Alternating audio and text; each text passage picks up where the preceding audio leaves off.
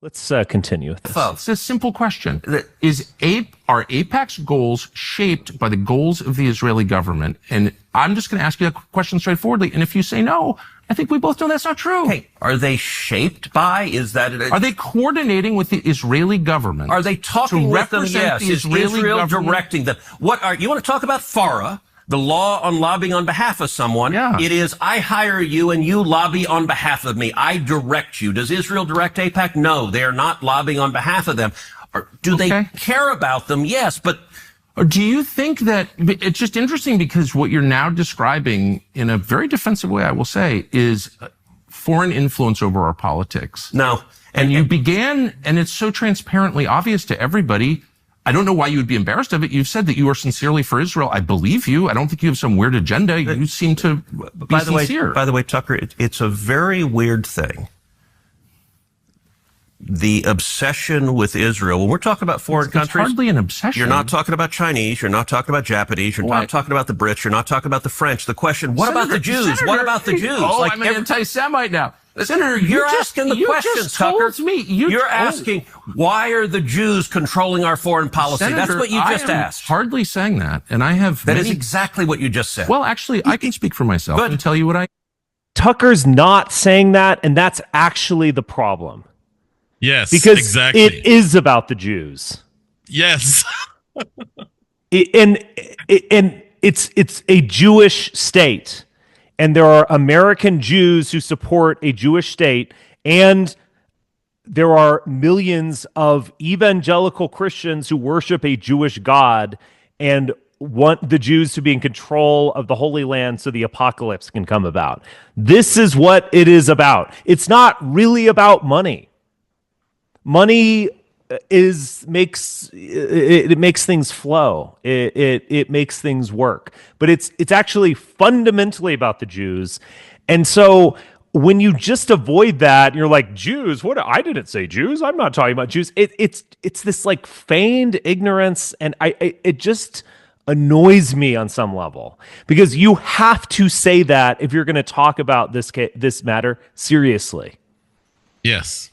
Because the only reason there's a disagreement here or an unwillingness to connect between Ted Cruz and Tucker is that there is a cloud of nebulous uncertainty around allegiances. Is a Jew from Texas more of an Israeli? Is he more of an American? Mm-hmm. This is important. So what Tucker is trying to bring he's trying to sanitize the issue to the point where it's becoming a bureaucratic ticket issue.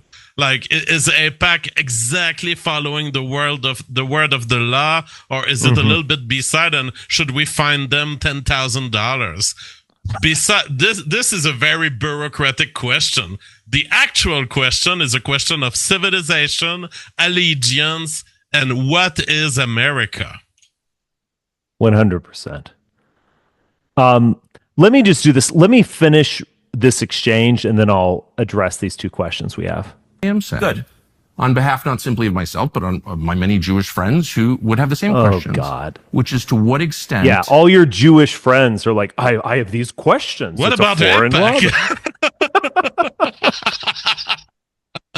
AIPAC? God. This is really the equivalent of like my black friend dislikes affirmative action or something. It's just like, guys. I'm not racist. Yeah. I have a Jewish friend questioning AIPAC. My Jewish friend, he's very articulate. He loves basketball. I mean, I don't mean it in that way. Okay. It's just, yeah. And it's interesting you're trying to derail my questions by calling me an anti-Semite, which you are. I did not. Of course you are. And rather than be honorable enough to say it right to my face, you are in a sleazy feline way implying it, or just asking questions about the Jews. I'm not asking questions about the Jews. There's nothing to do with Jews or Judaism. It has to do with the foreign government. Isn't Israel controlling our foreign policy? That's not about the Jews. You said, I'm asking you. And by the way, you're the one that just called me, I think, a sleazy feline. So let's speak. I'll hand it to Tucker. That's a good line. Sleazy feline. It's a good line. What he's said, but the weird thing about it is that, in a way, I guess I have this contrarian instinct to always give the devil his due. In a weird way, Ted Cruz is being more honest, because Tucker, the fact that you utter this isn't about the Jews while you're discussing AIPAC and Israel, it just leads me to believe that you're just not serious. Yes. There you go. All right, let's watch just a little bit more, and then I'll get to questions. It's sleazy to imply that I'm an anti-Semite, which you just did. No, I just said, why is that the only question you're asking? You answer it. Give me another reason. If you're not an anti-Semite, give me another reason why the obsession is Israel. I am in no sense obsessed with Israel. We are on the brink of war with Iran, and so these are valid questions. But you're not asking about if I can finish. You asked me why I'm obsessed with Israel. Yep. 3 minutes after telling me that when you first ran for Congress, you elucidated one of your main goals, which is to defend Israel. Yes. And I'm the one who's obsessed with Israel. That's a good rejoinder. I don't see a lawmaker's job as defending the interests of a foreign government, period. Okay. Any government, including the ones that my ancestors come from. So that's my position. That does not make me an anti-Semite. And shame on you for suggesting otherwise. And I mean that. And that's low, and you know it's low. So why don't you just answer my finger question? has been wagged. Straightforward, rational way. You certainly have the IQ to do it. So shame on you is cute, by the way, Tucker. It is. It's not cute. I'm offended. I'm obsessed with the Jews. You just told me you just called me a sleazy feline. It is sleazy to imply that I'm an anti-Semite for asking questions about how my government is run. You want to count how many questions you asked about? What about the Jews? What about Israel? What about AIPAC? I never asked about the Jews. This has nothing to do with the Jews, whatever that means. This has to do with a foreign government. And once again, shame on you for conflating the two.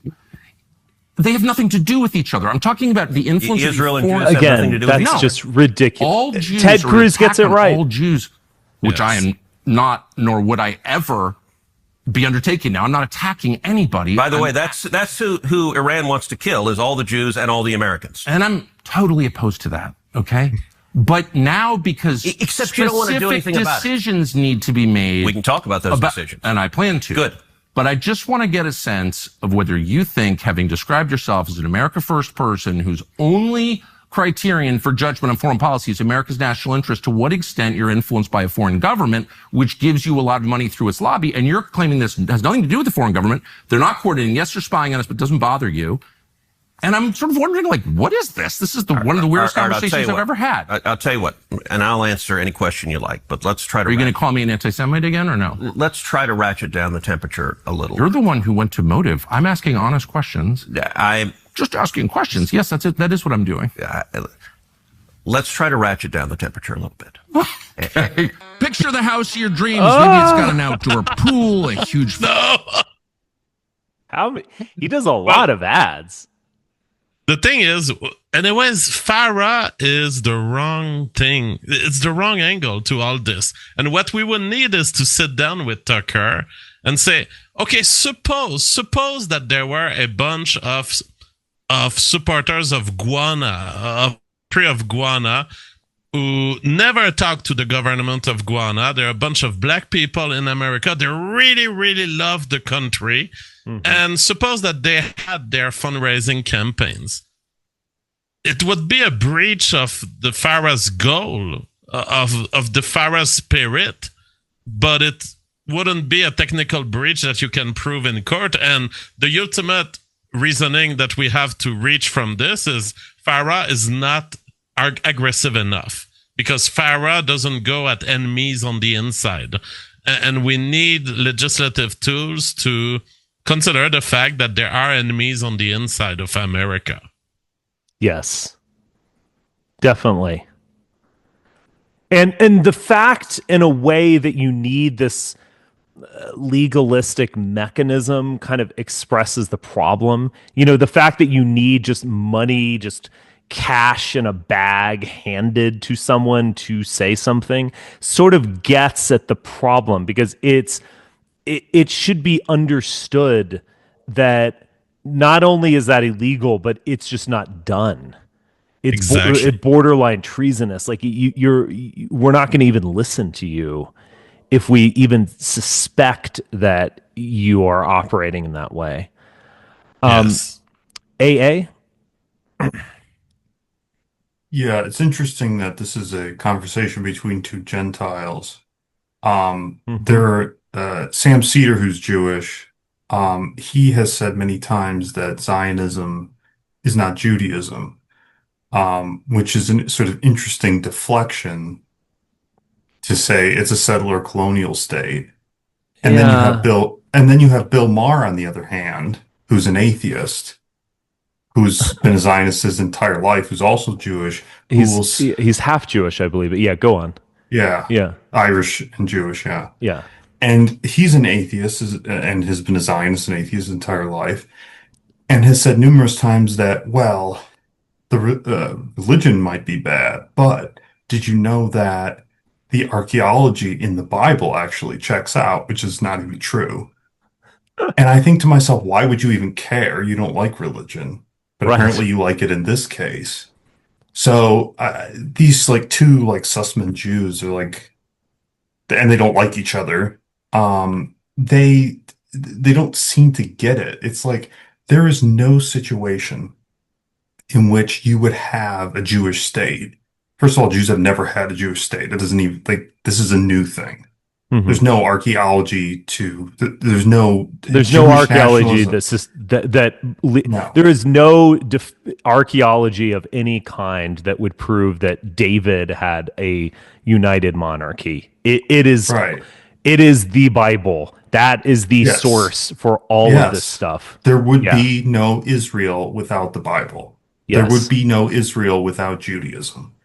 And also to go against Sam Cedar. I mean, look, just to give Sam Cedar some credit, Sam Cedar is a legitimate, genuine liberal Jew, and Yes. I don't think he's like twirling his mustache Mm-mm. behind the scenes, being like, "Oh, I tricked them again. I'm actually operating on behalf of Israel." I don't think that at all. But No. at the same time, like we're reading Exodus, we read Genesis in last winter. We're reading Exodus now. The entire story is about going to Canaan and seizing the land that was promised, leading up to David and the Jewish state. That is Yes. what the plot is about. So, this idea that Judaism is not, or Zionism is not Judaism, it's a bit like saying that, Christianity isn't about the Gospels. Or it's like, okay, you know, maybe, but it's just fundamentally dishonest. Or in Sam's case, I think he might not want to face that reality because he has a residual, a totally understandable connection to Judaism. Is how he grew up, but it's just yes, Zionism is Judaism. Yes. That Yes. is more accurate to say that like it has nothing to do with it and it's a European colonial state or something.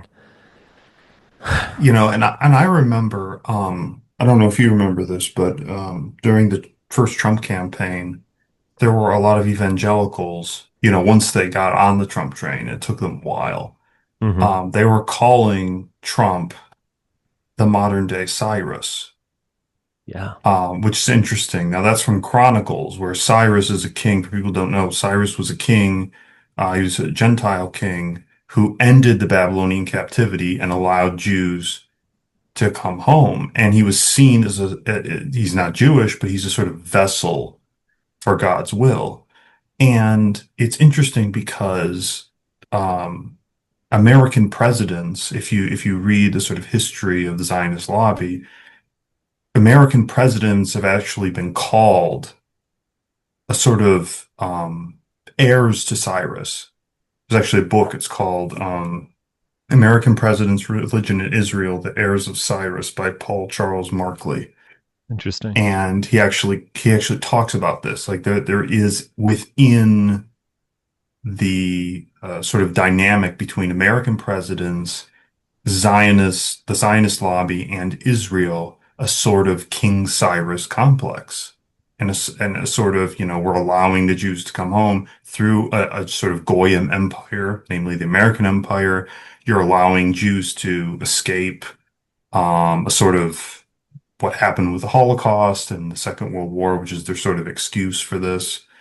Um, It's just an interesting that the dynamic constantly plays out. And to say it's a settler colonial project, well, yeah, sure it is.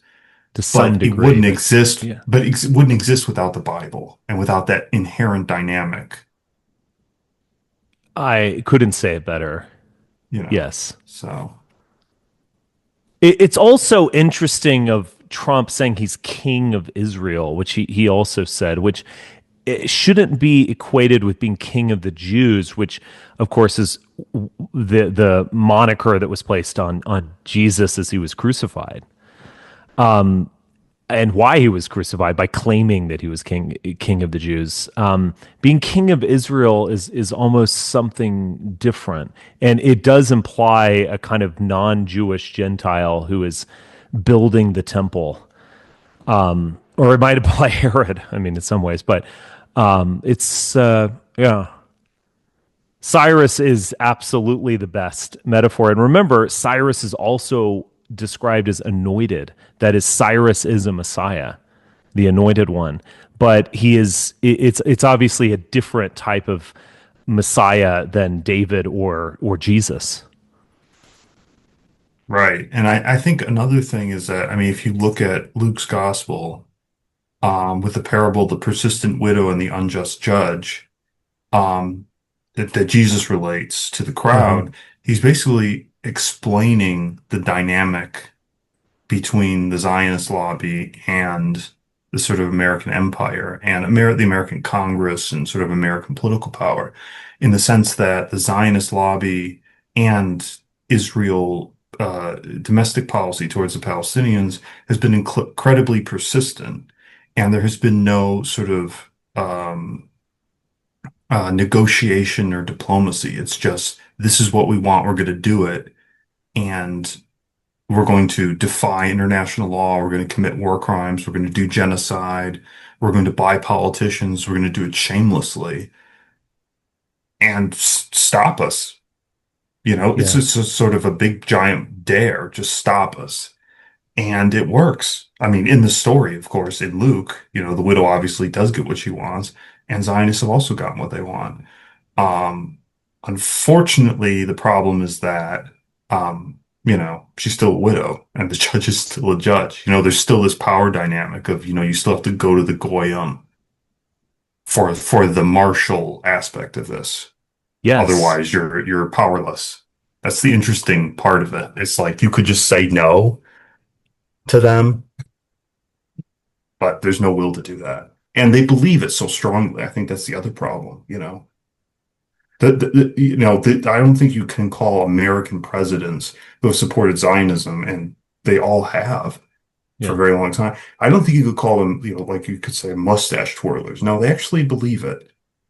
Yeah. I think they really do because it's a Christian moral ethos, you know. This is one of the fundamental insights of Mark Brauman and REM theory. It's Christians like to have this convenient and sort of self-serving notion, Christian nationalists or right wingers, that the Jews just hate Christians, they hate Americans, they hate whites, and I can see that on a certain angle. But the fundamental reality is that they desperately need Christians. They desperately need whites. They desperately need Americans. Israel cannot exist without the British Empire and Harry Truman and the United Nations and American power and all that kind of stuff. And that is the dynamic. It's more insidious, it's more difficult, it's more complicated, and it's more ambivalent, you could even say, than they just hate us. I don't, it's one sort of insight that I think we all reach is that they don't hate us. Like it's that it would be sort of easier, like if they were like the cartoon version of Khomeini and they just desperately want to slaughter as many white Bible thumping Iowans as they can. They just hate Americans. It's not, Jews don't have that perspective towards us, and if you're engaging in a sort of convenient self-serving and this blind a conception of Jews if you think that. They need you. They love you. And therefore, we inherit of a responsibility to learn to say no. Yeah. And I think the Jews do hate us. I think they just hate everyone, including themselves, but they hate us equally to everyone. Okay.